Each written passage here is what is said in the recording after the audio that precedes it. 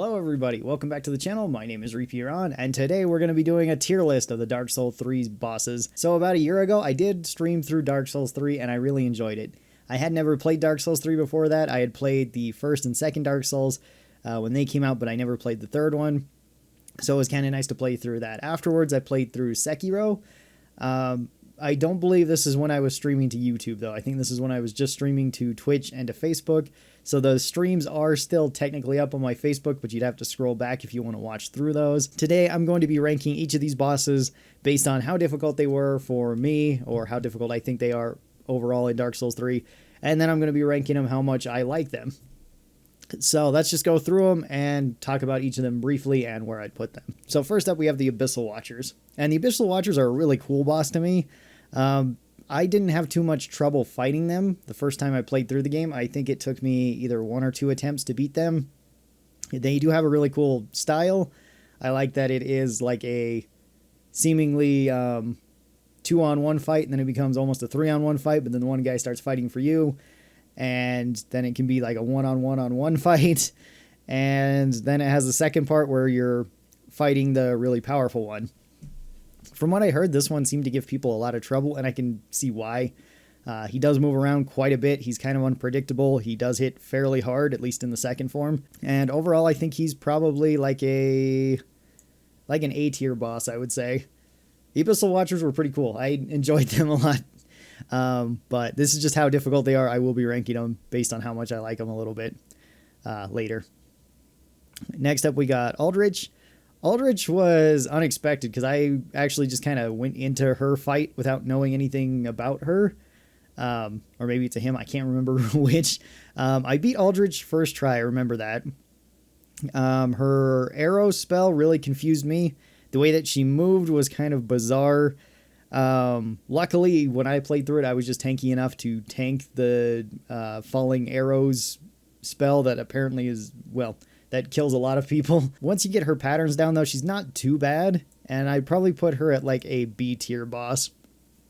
So somewhere like in the middle. She's not terrible to fight. She's not super easy to fight, though, either. The Ancient Wyvern.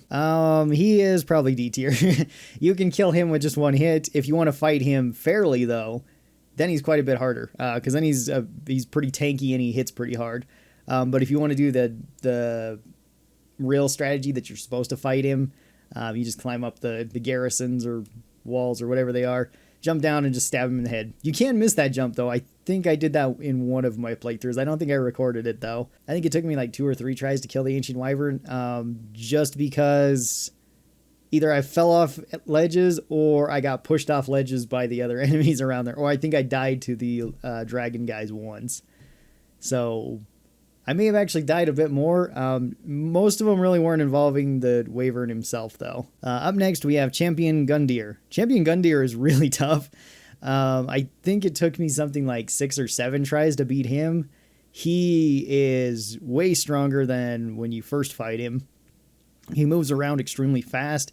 He can hit you with long combos. He can hit you with just some devastating moves. I really like his just big front kick. Champion Gundyr is probably another A-tier boss. He's pretty difficult.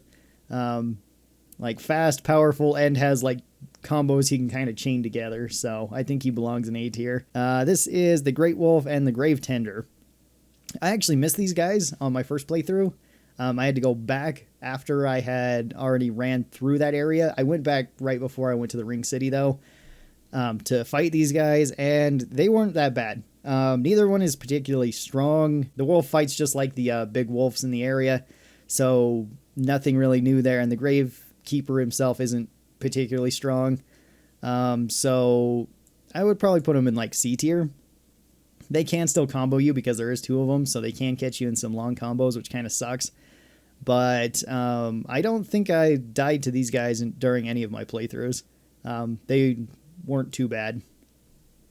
Crystal Sage. I actually had a lot of trouble with the Crystal Sage on my first playthrough because I wasn't aware of what she was doing when she was making the copies of herself.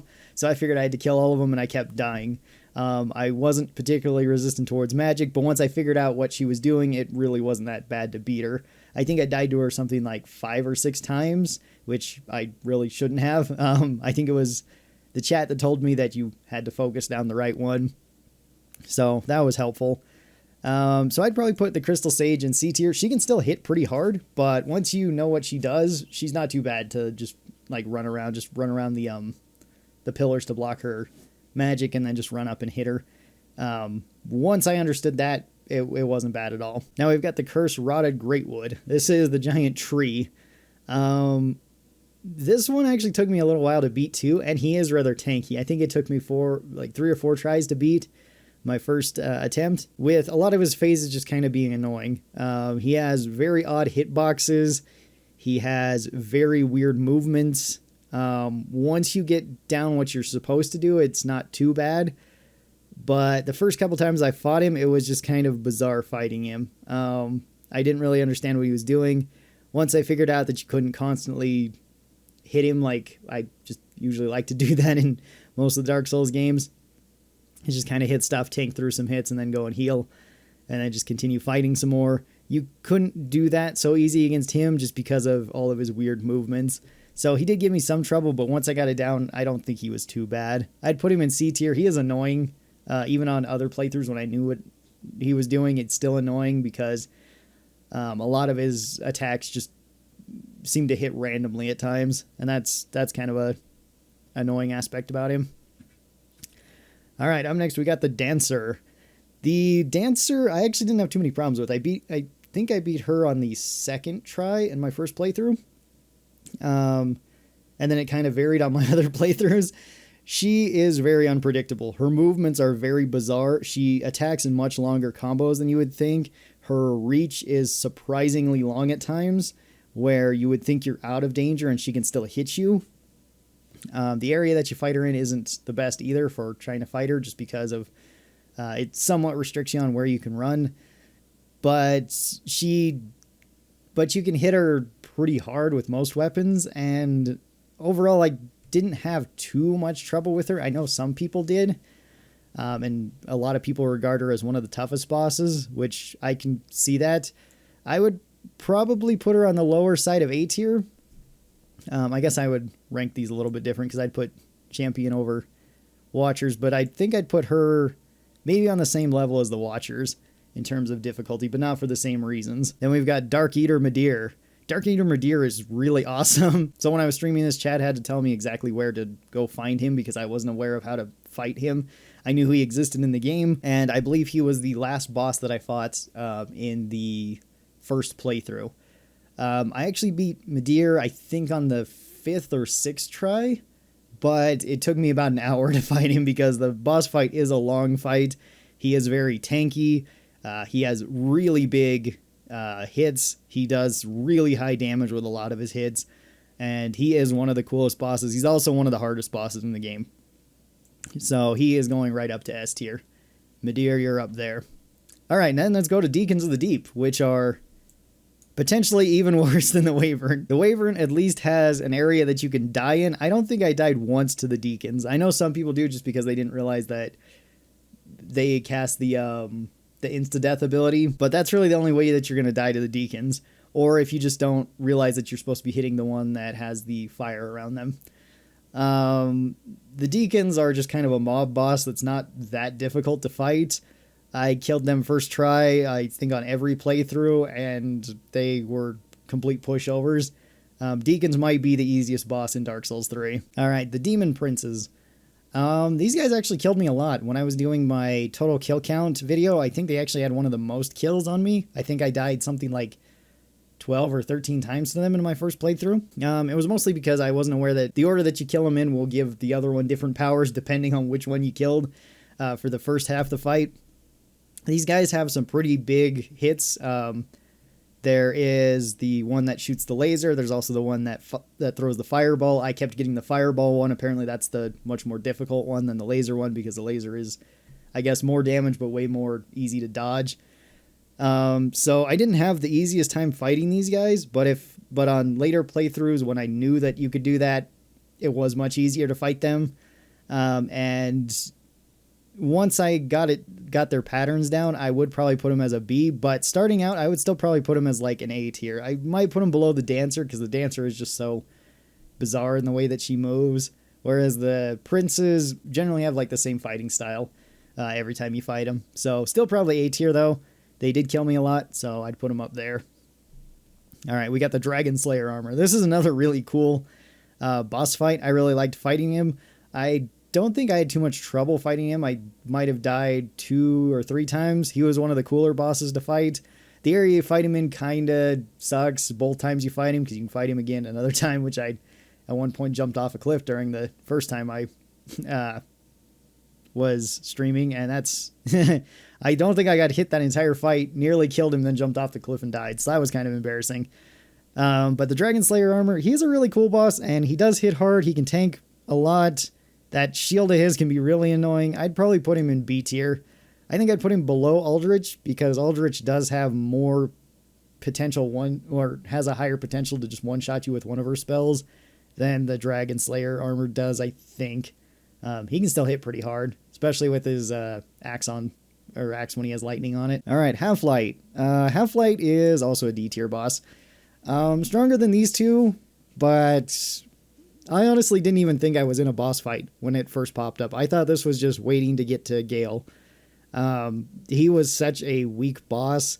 He's almost like playing against another player in Dark Souls, but if they didn't have any sort of cheese technique to use against you, like if they wanted to fight you fair, and you were just usually higher leveled than him. I don't think I died once to him during any of my playthroughs. So yeah, like D tier is where he goes. Ildix Gundyr. I'm not sure if I'm saying that right. I don't know how to pronounce that. I know it means like judge, so I'm just gonna say Gundyr though. Gundyr he is the very first boss that you fight in Dark Souls 3, and he is a pretty tough starting boss. Once you played through it multiple times, you realize that he's really not all that bad. Almost all of his attacks are pretty choreographed. He does do some big swings. He stops midway through combos, at least if you're used to fighting like the champion Gundyr.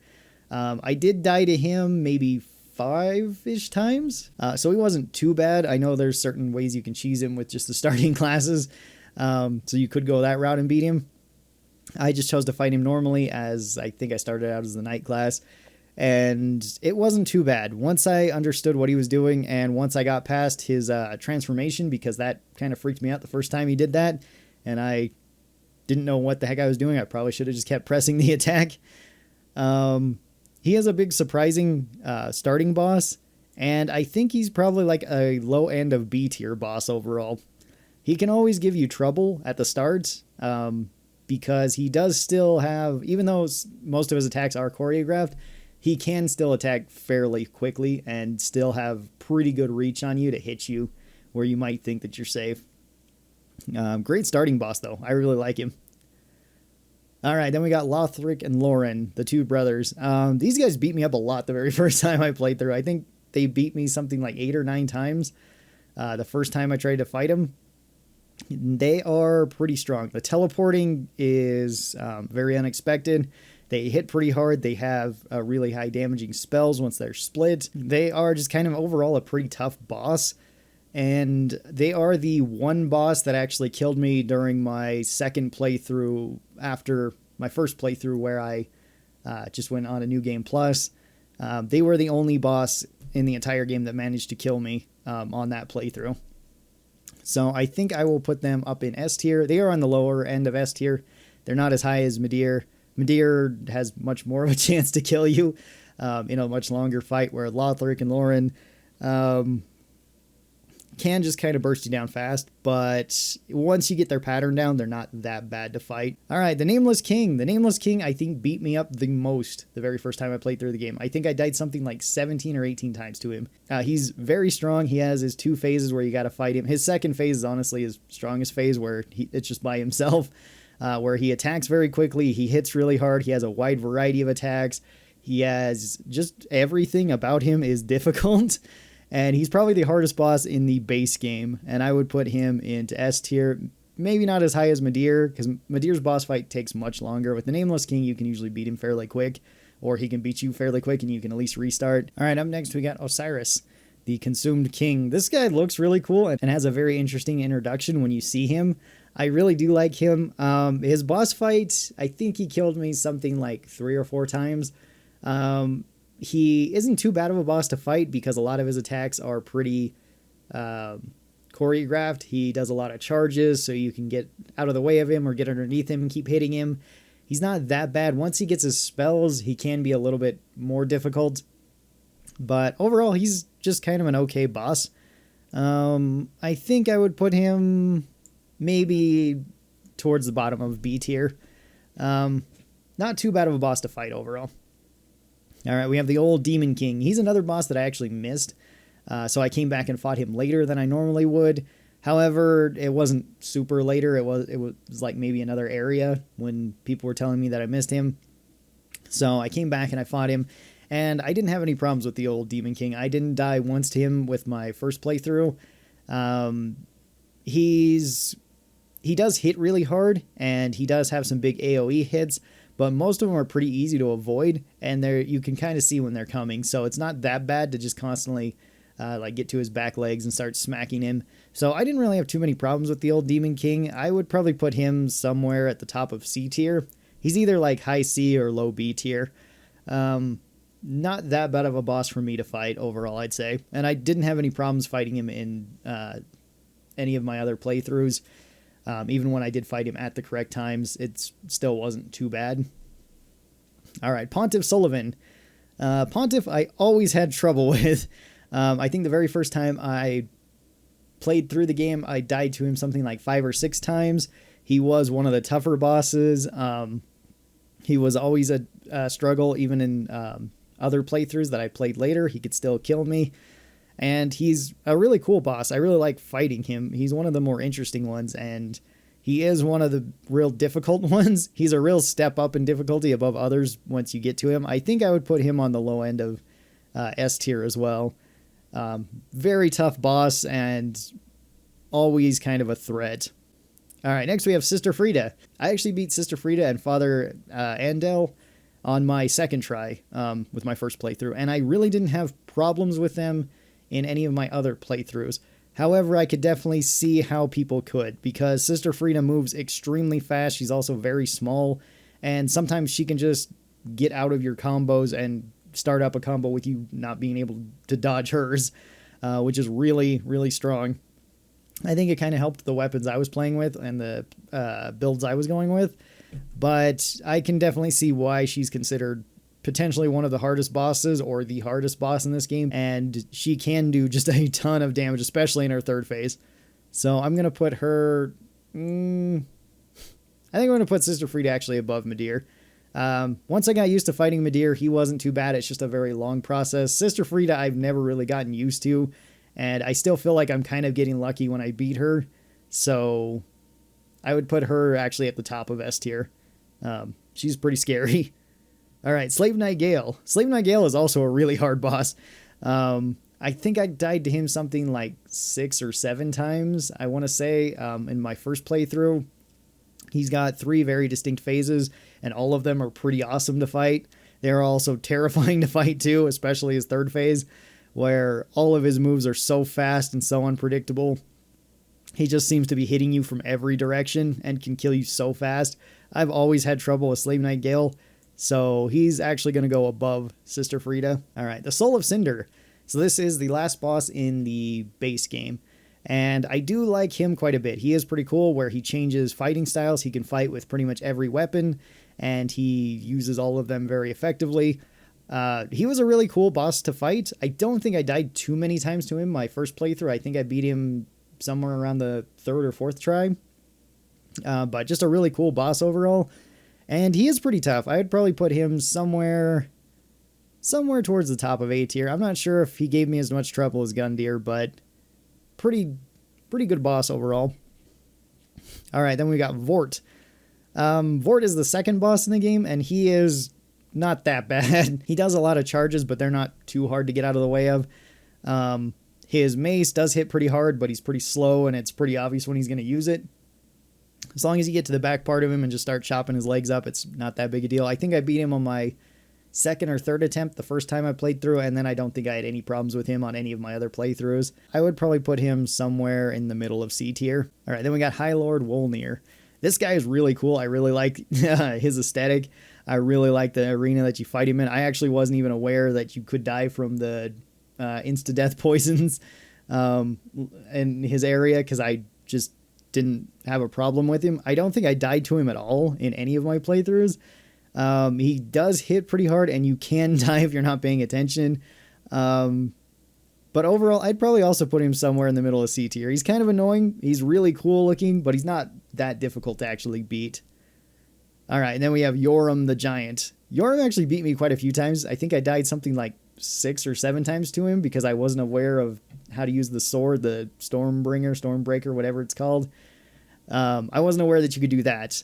If you're using that technique, then Yorum is D tier, somewhere around here, because you just spam that and you win after, 5 or 6 or 7 hits, and he's just dead. If you're not using that, then he's probably like up here in S tier because he's so tanky, and it just takes so long to actually kill him. Yeah, this is where I'd put all of the Dark Souls 3 bosses in terms of how difficult I think that they are to fight, or at least how difficult they were for me.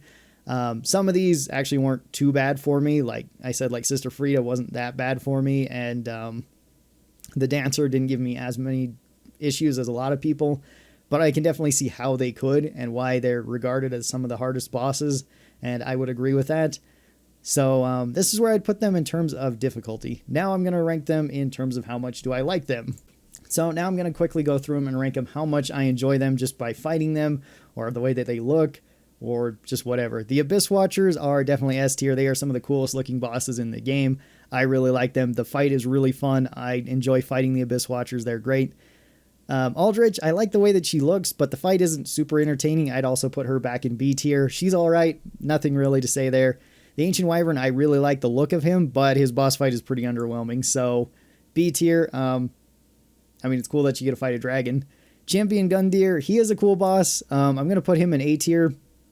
I like Gundyr overall. He's pretty cool. He's got some of the best fighting moves, and he is pretty fun to fight once you get used to him and don't just get completely destroyed by him, because he can kind of do that to you too. The Wolf and the Gravekeeper, they're okay. They're not something super special, and I'd put them in C tier. They do look cool. I do like them, but they're not one of like my favorite fights or one of my favorite bosses. The Crystal Sage, I'd probably put in B tier. She's got some really cool aspects about her. I like the cloning. Once you learn how to fight her, she's not that bad, and everything about her is pretty good. The Great Wood, I'd put in D tier. I don't like him. His hitboxes are weird. He's pretty gross. Not one of my favorites. The Dancer, I'd also put into A tier. I like the way that she moves. She attacks in a very graceful way, and her boss fight is always unique. So I'd put her up into A tier. Midir is S tier. He is awesome. Giant undead dragon shooting black flames and stuff out. Really cool. Really satisfying to fight, and once you win, it feels great. Deacons of the Deep, also D tier. They're just a mob boss that you swat aside, no problem. Demon Princes, I'd probably put at C tier. They're not a super fun boss for me to fight. I don't really care for the way that I don't hate the way that they're drawn or hate the way that they look. They're fine that way, but it's just like the boss fight isn't the most fun for me. Dragon Slayer armor is probably A tier. He is awesome. Everything about the Dragon Slayer armor is just cool. Half-Light, D tier. I don't like the fight with Half-Light. He's not all that cool, not all that interesting. It's just like fighting another player in Dark Souls, but if they didn't have any real strategy to fight you. So, Gundyr again, he's back in A tier. He's really cool. I like Gundyr in either his regular form or his champion form. His champion form, I would say, is cooler, but his regular form is really good too, and it was really surprising for him to just rip himself apart in that second phase. Lothric and Lauren, I'd probably put them in A tier. They're another really good boss. They're fun to fight. Once you understand how to fight them, it's not that bad. They can still pose a threat to you, even on multiple playthroughs. And they're overall very unique, so I'd put them in A tier. Nameless King, I'd put Nameless King in S tier. He is just one of the coolest looking bosses, and the way that he fights I really like, where he's very fast and uses his spear to its full potential, as well as his lightning ability. First half of the fight, I would actually probably put that in B tier. I don't really like fighting him when he's on his dragon or bird or whatever that is. But when he's just by himself, then he's probably an S tier boss. I like him. Osiris, I really like the look of. The boss fight's not super impressive or anything, but the way that he looks, I really like. I like the decayed dragon. A tier, I'd say. Old Demon King, he's another boss that's just kind of okay. He doesn't really stand out. He looks like a lot of the other bosses we fought in the Dark Souls games, and he's just sort of okay. Pontiff Sullivan, he's going to S tier. Pontiff is awesome. Actually, Pontiff's probably going higher. He has such a unique fighting style. He just looks really cool. His boss fight is always challenging, and it can be really difficult at times too.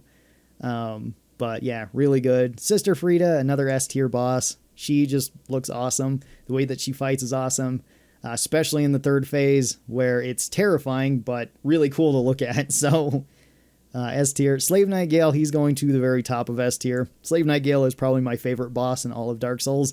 Probably out of any of the Dark Souls, really. More so than Dark Souls 2 or Dark Souls 1. He is just amazing and just looks really awesome, as well as the way he fights is just really cool.